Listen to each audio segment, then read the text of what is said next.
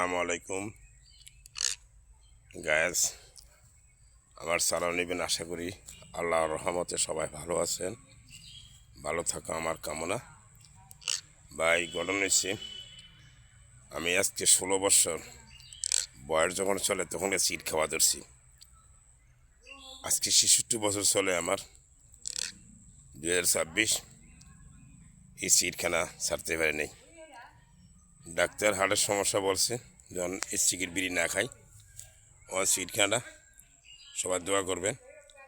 Sarah দিচ্ছি আজকে 18 দিন, আজকে 3 তারিখ 4 তারিখ।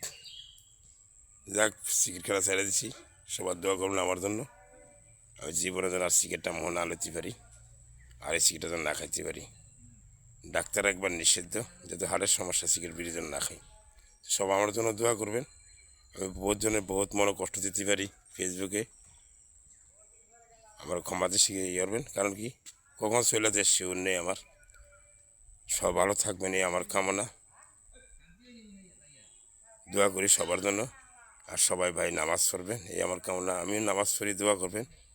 ফার্স্ট নামাজ যখন পড়তে পারি, ভুল যেন না হয়, এই আমার কামনা রাখি। সবাই ভালো থাকেন। আসসালামু আলাইকুম।